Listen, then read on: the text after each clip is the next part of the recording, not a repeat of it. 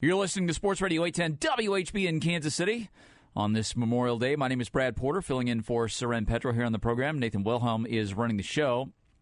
We had, in the first hour, we had my dad on the show, first time making his radio debut, talking about his time in the Air Force Reserves and some of the boys who did not come home from Vietnam in our hometown in Fort Dodge, Iowa. So thanks, Dad. Did a great job. A lot of good response to that.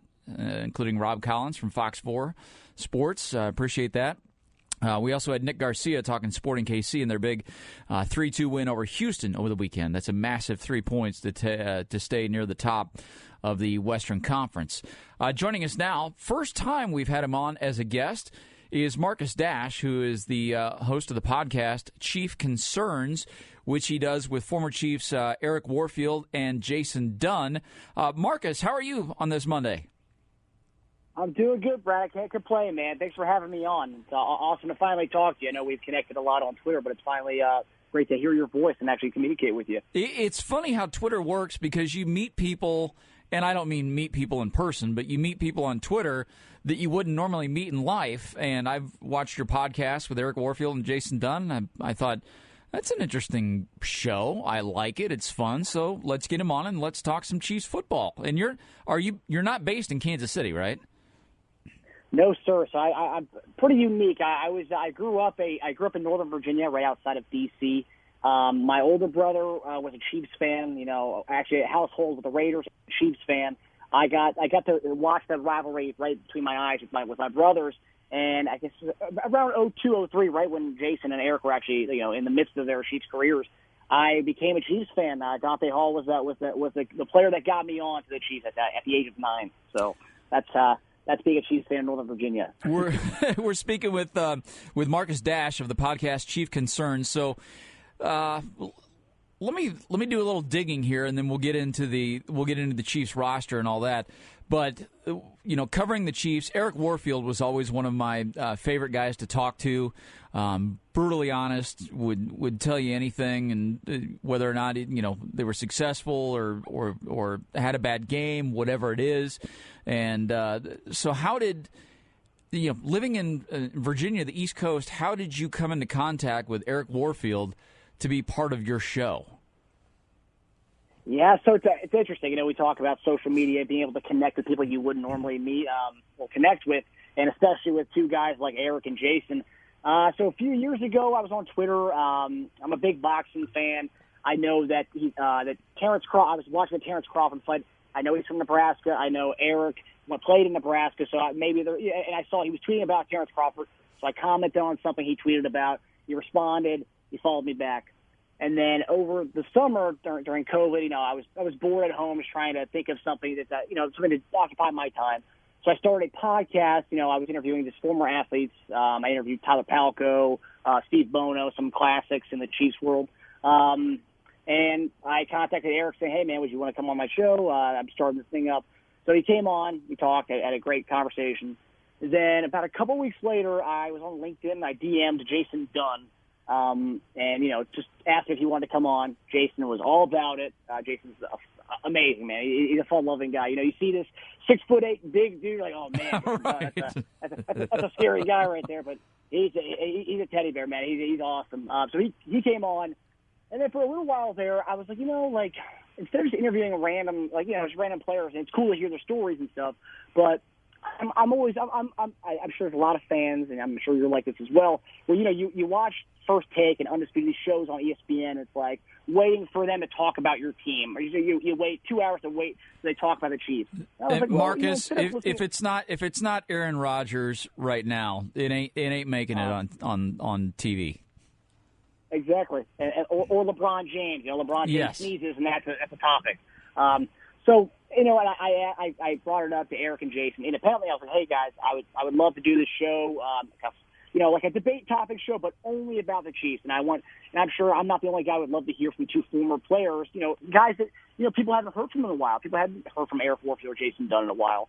And they were both about it. And, that was like about week 5 or week 6. I think we started the week we signed Le'Veon Bell. And then from then on, we're still doing the show into the off season right now. So yeah, that's how it happened, man. It's the story of social media and direct messaging people. Well, we're speaking with Marcus Dash, who has the podcast Chief Concerns, which is fantastic.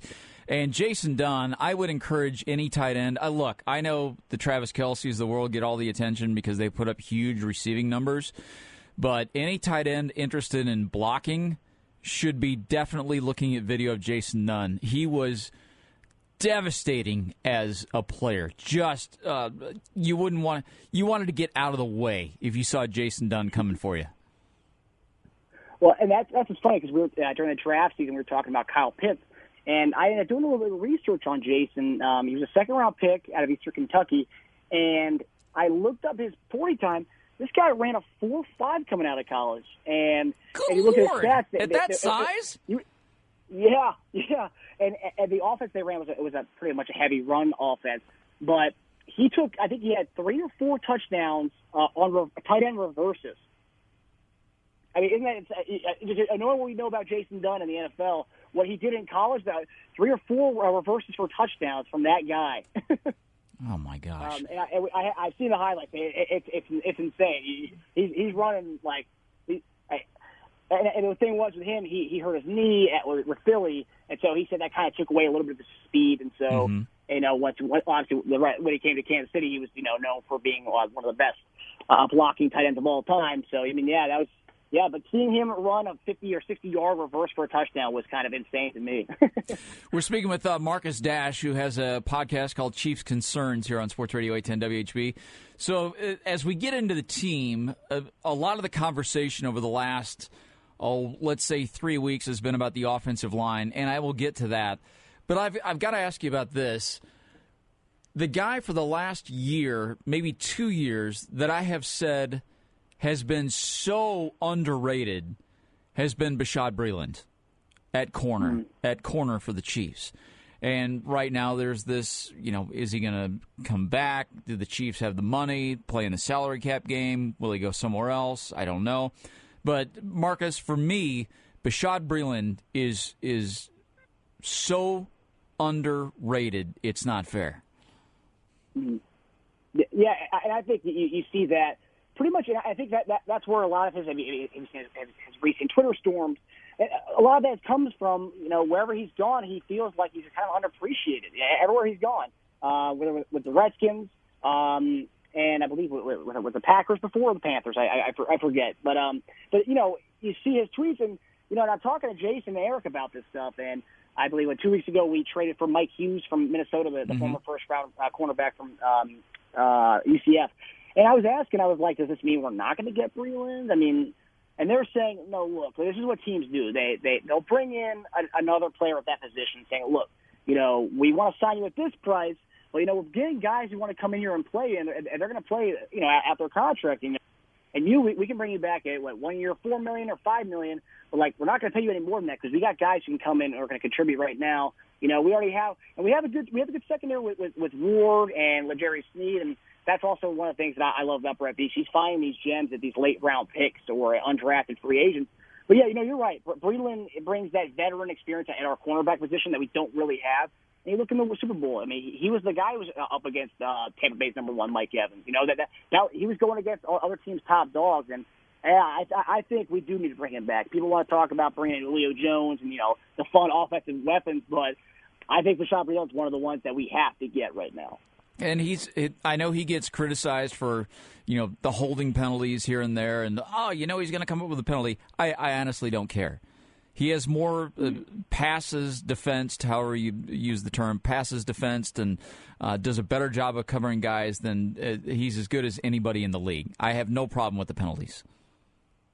Yeah, not at all. And I think a lot of people, I guess this is one of those things that he's not a sexy name, right? He's not one of those guys. Right. Bashaud Breeland, that's your stout cornerback. But you look at the Chiefs the last 2 years. I mean, who's to say that we wouldn't have been able to win a Super Bowl without Bashaud Breeland last year? He's a good quarterback, and I think the Chiefs, whatever's going on negotiation-wise, I hope we bring him in. Jason and Eric seem to think we're going to bring him in, so I guess I'm gonna defer to those guys when it comes to the negotiations and contract talks. You're listening to Sports Radio 810 WHB in Kansas City. My name is Brad Porter, filling in for Seren Petro on this Memorial Day. Our guest is Marcus Dash from the podcast Chiefs Concerns. So are you, as it stands right now, if Bashaud Breeland does not come back to the Chiefs, are you comfortable going into the season with L'Jarius Sneed, Charvarius Ward, Mike Hughes, Rashad Fenton, some of the other guys, DeAndre Baker? I don't know anything. I don't know enough about Bo Peep Keys. We haven't seen him. But are you comfortable with that group going in, or would you like to see another addition? I guess, and I would be comfortable with it. Obviously, I'd be more comfortable if we brought in Breeland and just kind of solidified the secondary. But I would say if our pass rush can get to the quarterback with Jaron Reed, Tane Doe, the guy we just drafted from Florida State, and Frank Clark and Chris Jones, if we can get to the quarterback, then I think, our secondary is fine as is. It's just the whole thing. It's the consistency from the pass rush is what we haven't been seeing over the last year or so. So, I mean, gosh, I hope Brett, I hope if he's listening, I hope he can do whatever to bring Breeland Brett back. Veach is not listening. He is not listening to the show. He is in his office trying to figure out the next magic trick.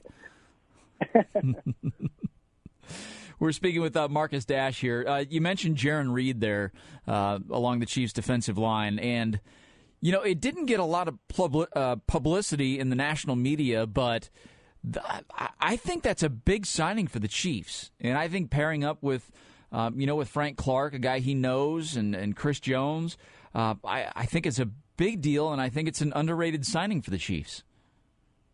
Oh, without a doubt. I mean, obviously, half day, and obviously the Orlando Brown trade was our big blockbuster of the summer and then the off season. But the Jaron Reed, the fact that this move will allow Chris Jones to maybe play more on the edge. I mean, I think that's awesome. Chris Jones obviously on the interior, amazing. But if we can move him around and have some kind of versatility with him in the line, I think that's going to be scary. I mean, and plus you mentioned Jaron Reed and Frank Clark and those guys, the chemistry those guys have already, and I just think it goes to show that Frank Clark and Chris Jones, how close they are, how tight-knit they are. They were the ones who pretty much recruited Jaron Reed to come over to Kansas City to deny other offers from like 8 other teams, I think the report was. But to have him come over, and it just shows you what a pool Frank Clark and Chris Jones have when it comes to having friends in the league, I guess. And I think Jaron Reed's going to be probably the biggest impact. I mean, obviously Orlando Brown will be, but I think Jaron Reed's up there with the Orlando Brown acquisition. Our guest is Marcus Dash from the podcast Chiefs Concerns. We're talking Chiefs football here on Sports Radio 810 WHB. All right, Marcus, the story of the offseason, it's not necessarily what you'd call sexy, but it's the offensive line and trying to protect Patrick Mahomes. We saw the disaster that was the previous Super Bowl and what happened when you got guys hurt and guys who are unavailable. So the Chiefs spent some money, spent some draft capital to bring in Orlando Brown, to bring in Joe Thuney from New England, and Laurent Duvernay-Tardif is coming back. By the way, I got to laugh, Marcus, because I just dialed up ESPN.com and went to their depth chart. They have Laurent Duvernay-Tardif listed as the starting right guard, and he hasn't been here during OTAs or even the past year. I just don't see that happening, unless I'm wrong. Yeah, I agree, and I think that the fact that we got, if you look at every guy we got, even Austin Blythe, the center from the Rams, yep, he can play guard. He can play. That's the one thing that Eddie Heck and Andy Reid have done since they've gotten in here. They've gotten guys who can play a little bit of everything, which and obviously in the Super Bowl we had to shift guys around, we had to move guys around, and that helped us having guys who could play multiple positions. But when talking to Jason Dunn about these things, he says it's good to have guys who can play all over, but you need to have guys who are mainstays at the position. And that's what Joe Thuney is. That's what Orlando Brown is. Obviously, he just played left tackle last year, but he proved that he was pretty good at it. But yeah, on the right side, we're talking. I think that's going to be a straight open competition between Kyle Long, who took a year off football. He said he feels rejuvenated to come back, and LDT. like you said, he's been off for about a year and a half. He's coming to OTAs. Who knows? Maybe a year on football. Maybe he looks good when he came back. I thought that. I mean, his price tag is kind of high, and if he doesn't start, I could see something happening there. That's something I've read on Twitter. A lot of people say that he could be a cap casualty when it comes to training camp. I mean, depending on how he looks. But yeah, I think that right side. I think as Andy Reid said the other day, I think that right side is all for grabs. And we got the right pieces to come in and fight for it. And honestly, whoever comes out on top after training camp, I'll be good. I'm at that point where I'm going to be 100% on board with whatever we come up with after training camp. And we got the guys who can come in.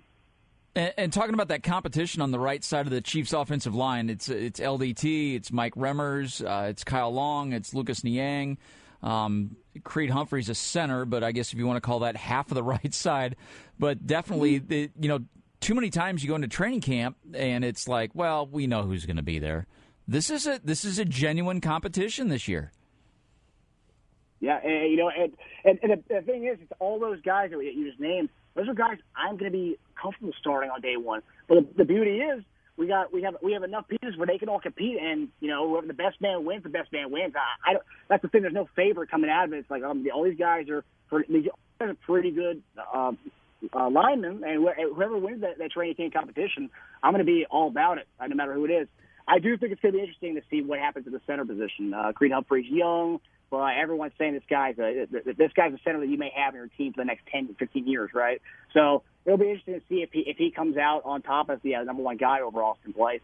But yeah, I really did love what we did with the offensive line. It's one of those things that you see teams, like Seattle, they overlook the offensive line issues for years, and Russell Wilson's been upset about it. You heard about this all season, and they didn't even the Chiefs didn't even let it get to that point. He fixed it in one off season. I compare it to, on the other side of things, I'm a 76ers fan, and Daryl Morey came in this past year, and Sixers did not have jump shooting. In one offseason, he went and got Steph Curry and Danny Green, and boom, the Sixers have a great three-point shooting lineup. And look, that's what Veach did this offseason after seeing the disaster that was the Super Bowl. So you got to love these guys who come in and just kind of clean up right away with whatever it is, whatever the issue is. You're listening to the program, Sports Radio 810 WHB on this Memorial Day. My name is Brad Porter, in for Seren Petra. Our guest is Marcus Dash from the podcast Chiefs Concerns. All right, we'll move to a couple of other additional items. You mentioned the NBA. I will get to that in a minute because I know we've got a ton of NBA fans in Kansas City. So let me go back to your podcast real quick. You mentioned your interview with Steve Bono. And what I liked about that interview, because when I covered the team, when I was still cover the team, but when Steve Bono was with the team, he struck me as a guy who was not exactly dialed in. It's just the way he came off, the way he was perceived. I really didn't care for him all that much. Plus the horrible playoff loss, that kind of thing. Mm-hmm. But when I watched your podcast, and I had a former boss tell me this years ago. When you crack down on somebody, he said, you got to give every person a chance to be human for a minute and just listen. And your interview with Steve Bono, I thought was instructive. I thought it was entertaining. And I never saw that side of Steve Bono when I was covering him. But maybe now in retirement, he's had time to reflect. And I thought it was terrific. And he's a very thoughtful person. Yeah, he was an interesting guy. I thought the funniest part about that was at the end when, because you oftentimes think these guys are watching, NFL primetime or Chris Berman. So I asked that question about what was the song that Chris Berman would sing when he would do your highlights, and they said, "I got you, baby." We had a great laugh with that. I thought that was really funny because I honestly didn't expect him to get that, but when he had a giant smile on his face and said, "I got you, babe," and I was like, "That's amazing." That's fantastic. Yeah, he was a cool guy. I think he's an ambassador with the 49ers now. So he said when he was at the Chiefs and Niners Super Bowl, and he said obviously he was rooting for the Niners since he still works with them in a way. But he said he was really happy to see Kansas City win. After all the tough losses we've had in the playoffs. I guess obviously alluding to some of the tough losses he had. And you also spoke with former Chiefs quarterback Tyler Palko, correct? Yes, sir. And what's interesting, again, when I mentioned you got to give a guy a chance to be human, he's not remembered for anything great. It was not during a great era of Chiefs football, but how many guys get the chance to play quarterback in the National Football League? It ain't a lot, Marcus. No, not a lot. And on top of that, with him, the two games he started were back-to-back primetime games. Yep. Monday night in Yes. Monday night in Pittsburgh, or Monday night in New England, and then a Sunday night in Pittsburgh. New England and Pittsburgh. I mean, those are two tough teams in general to play, but to play both of those on primetime, that's tough, and not many guys can say that. Yeah. He was a cool guy, a humble man. He still lives in the Kansas City area, so obviously, despite any kind of fan crap they gave him, he still stuck around the area, and he loves the Kansas City area, and he's a Chiefs fan now. So let's look what that area can do. Yeah, if we're honest about it, Tyler Palko was never going to be a great quarterback in the NFL, but he got a chance to do it, and he was with the Chiefs during an era that quarterbacks don't want to be a part of, because it was a mess when he was playing for the Chiefs. It was just a mess, all the behind the scenes stuff and all that kind of stuff. We're speaking with Marcus Dash, host of the podcast Chief Concerns, which he does with former Chiefs Eric Warfield and Jason Dunn. All right, I told you that we would talk a little NBA because I know you tweet out a lot. You're a Sixers fan. And look, Joel Embiid, great. That's all right, but there's something I cannot forgive the Sixers for. And that's for trading away Landry Shamet, who's a Kansas City kid, Park Hill High School. Yep. Went on to the Clippers. Now he's with the Nets, and he's having a great season with the Nets. He's going to be a very wealthy man. But come on, they let go of Landry Shamet. I can't let it go, Marcus. Can't let it go. Yeah, as a Sixers fan, and he was one of those guys that every Sixers fan loved him. And yes. The cool thing about him was he was pretty much like – He took his role. He knew he had to become this jump shooter, and to kind of take that role. And he looked at his career with the Clippers and now with the Nets. He's become this guy you put in the game. He's going to knock down. He leaves him open. He'll knock it down. Yes. And when he was with the Sixers, he was pretty much J.J. Redick's shadow, and that he stuck with J.J. Redick, tried to learn everything he could from J.J. Redick. I remember reading some article about how he said it's like just learning from him, like the ins and outs of coming off picks. Just reading the offenses and from J.J. Redick's point of view and stuff, he said it was kind of life-changing, game-changing for him, and now you see him do that where he plays in Brooklyn now. As a Sixers fan, I was really unhappy that we got rid of him, but I will say we did get Tobias Harris back in that trade, and I'm a huge Tobias Harris fan, probably the most underappreciated guys in the NBA.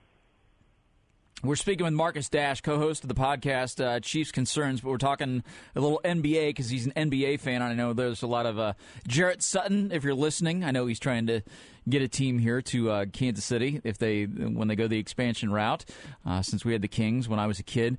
So being a Sixers fan, look, we're all familiar with Joel Embiid and his time at Kansas, and he had some injury issues, and it wasn't as good as it could have been, but it was pretty good while it lasted.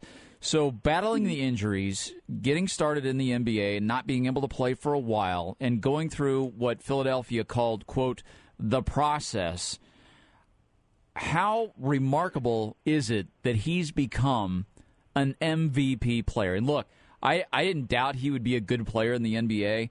I had no idea he would be MVP-level talent. Well, that was the thing. If you look at his rookie year and even his last year, his year in Kansas, look at his body and look at his body now. That just goes to show you when you come to the pro level, some guys take it seriously. You're going to see a big change in their whole lifestyle, and that's one thing that Joel, as he's kind of matured in the league, going from trolling people on Twitter, he doesn't do that anymore. This past offseason, he weaned out eating fast food. There was times I would see on his Snapchat or Instagram stories, after games, like getting like a couple, 4 or 5 chicken sandwiches from Chick-fil-A. And, it's like those things. It's like as time grows, and if you want to take yourself as a serious NBA player, and, on the conversation of being the MVP this year, you kind of have to do lifestyle changes. And he's taking it on. And he's taking the whole process on, too, which I think is amazing. I think that the whole city of Philadelphia loves that. Every time he tweeted about Sixers stuff, he put hashtag TTP, trust the process. And that's not the Sixers hashtag, but that's just the hashtag that comes with being a Sixers fan over the last 5 to 7 years. Has been that, and I didn't expect Embiid to be this way. I remember everyone's saying he's the next Hakeem Olajuwon. And, his backstory, he didn't really know much about the NBA, but his high school coach in Cameroon gave him a VHS of Hakeem Olajuwon highlights, and he said he watched the heck out of that 7 days a week, and he would just go to the court every day and practice a certain move that he would see from Hakeem. And, it's paying off. I mean, he is like the Hakeem Olajuwon 2.0. If you look at the images side by side with each other, it's insane how a guy has just kind of taken on that and kind of taken it to the next level. I think Jokic will win the MVP this year, but I think it just goes to show you that the times are changing in the NBA. You got the big men for a long time were kind of phased out to this fast-paced 3.3 ball, but now you're seeing Jokic and Joel Embiid and DeAndre Ayton kind of take it on to this next level with the big men. So yeah, I think Kansas should be happy with what they got in Joel Embiid. All right, a couple of final things for you. Who's the favorite to come out of the East? Is it your Sixers? Is it the Nets? Is it the Bucks, who thankfully wiped out the Heat? I thought all the hype around the Heat was so overstated going into the series. The Heat are going to no, you're not beating Giannis. Yeah. But who's your favorite to come out of the East? And then I'll ask you about the West as a final question. But who's your favorite out of the East? It's tough. I want to say this. I think if Milwaukee beats the Nets, I'll take the Sixers over the Bucks. But if the Nets beat the Bucks, I think the Nets will beat the Sixers, and Nets will be the team to come out of the East. But I think it'll be a good series because the Sixers play defense. Nobody else on the East side plays defense like that. So. I think Nets will be more likely to be the team to come out of it, but the Bucks somehow beat the Nets. Sixers in the championship, I'd say. All right, over on the Western side, a lot of news in the Lakers-Suns series with Anthony Davis going down. He's not going to be available for Game 5. The Suns were able to rally to even the series at 2-2. For the sake of Joshua Briscoe, who works here at 810 WHB, what do you think of the Suns' chances now of winning this series? I think without AD, I think the Suns are going to take it. Prior to the series, I had actually bet on the Lakers to win that series, but when I saw them do how close it was with AD on the court, and now that he's gone, I think the Suns will take that, and I think they might win the rest of the games in the series. I don't think the Lakers take anything. I think LeBron, his ankle injury, I think they're understating how bad that is. I think his injury is worse than what we know and what we hear. And you can see that in the way he's playing. He's playing very hesitantly out there, and so we'll see. But I think the Suns take that series if AD is out for the rest of the series. All right, so you stepped on one of the landmines here, and I'm going to ask you about it. You said you bet on the games, right? Yes, sir. Okay, so we have. I live in Missouri. The studio here is in Kansas, and neither of these states have legalized sports wagering yet. But our neighbors in Iowa, Illinois, Tennessee, Arkansas, Colorado have all legalized it. And look, I think it's a good thing. I think the tax money would benefit both states. I'm not saying I'm going to go out and bet $1 million on a game. Maybe a nickel here, nickel there, whatever it is. I'm not a huge sports gambling person, but how beneficial has it been for your business and our business to have it legalized in so many places, while Missouri and Kansas sit there with their thumbs up their rear ends? I mean, I gotta say, when Virginia legalized sports betting, I thought it was amazing. You're seeing. I think the thing is with our business in the sports industry, I think it's just cool because now it allows us to talk about more topics. Yeah, in the past you could talk about the line says this, but it's actually you can actually have a full-on conversation about it because so many people are starting to get into sports betting and gambling. They actually, they want to know what the over/under is. They want to know what the spread of the game is. They know where the public money is behind these games and stuff. It just adds a whole new element and wrinkle to it. I do know Virginia has made a lot of money from it so far, and I think that's the ultimate goal is why, with how the pandemic had hit so many of our states. I think it's one way of bringing money back into the states is, but with sports gambling and the one thing I will say I noticed during the college season, I don't know if this is for every state that has it, but they did not allow you to bet on any Virginia schools. So you couldn't bet on UVA, VCU, Virginia Tech, any of the Virginia schools. You couldn't bet on them. So, so that was the only thing I didn't really care so much, but a lot of my buddies who want to bet on the Virginia Tech games, they couldn't because that was with allowing sports gambling in Virginia. You cannot bet on the teams in state. But yeah, it's beneficial. It's awesome. We're speaking with Marcus Dash, co-host of the podcast Chiefs Concerns here on Sports Radio 810 WHB. And so kind of just quickly, and I'll have to let you go here in a second, but I know we've had our friends in Iowa on the show before talk about how easy it is. I think you have to register in person at a casino, and from then on you can do it on an app as long as you're within the borders of the state of Iowa. But how easy is it in Virginia to place a wager on sports? You just download your FanDuel or your DraftKings app or MGM. There's a lot of different ones. There's so many of them. But yeah, you just download it as long as you're. I guess you have to turn on your phone app. You have to make sure your global code is in your state that you're in, and yeah, you can just bet away. I know when I go to DC sometimes because they allow gambling there, but that sometimes I have to reload the app a few times. But yeah, it's pretty simple. Just make sure you have FanDuel, DraftKings, BetMGM, and I think there's a few more. But yeah, it's pretty simple. Just download the app and that's it. You don't have to go to any place or any gambling house to take your bets. It's pretty easy. Well, unfortunately, our state representatives and senators in Missouri and Kansas are just not interested in it, and the tax money is flowing out to all the neighboring states, and that's just the way it is. And you know, if you're a state rep or a senator and want to call in from Kansas or Missouri, you can and explain the problem. One of the problems is everybody's got their hand out. Everybody wants a chunk. Everybody wants a taste, whatever you want to call it. And so it's not happening. So final thing for you, and then I'll let you go. Chiefs in a 17-game season this year, what's your over-under on win total? Oof. Well, if you're listening to what Patrick Mahomes said, he wants to go 20-0. I heard that. But realistically, it's tough to say.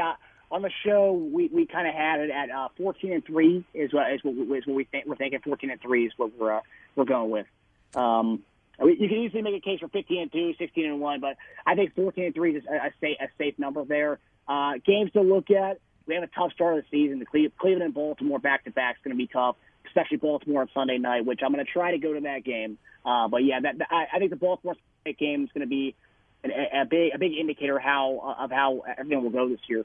Yeah, for me, I'm staying with the 13 wins. That's kind of where I'm comfortable, but I'm willing to adjust that. Hey, Marcus Dash, I appreciate you joining us. I know, like I said, we've talked on Twitter several times, but it's nice to have you on as a guest, and we'll keep watching Chief Concerns, which you do with former Chiefs Eric Warfield and Jason Dunn. It's a lot of fun. You guys have a lot of fun doing that show. Yes, sir. Yes, sir. And Brad, thanks a lot for having me on, man. It was really cool getting to talk to you and getting to get to meet you, quote unquote. Right. Awesome. All right. Really awesome to have a conversation with you. And we'd love to have you on Chief Concerns as well. Anytime. You let me know. Awesome. All right. Awesome, Brad. Thank you very much. That is Marcus Dash, who has a great podcast, Chief Concerns, which he does with former Chiefs Eric Warfield and Jason Dunn. And he interviews former players as well. It's a lot of fun.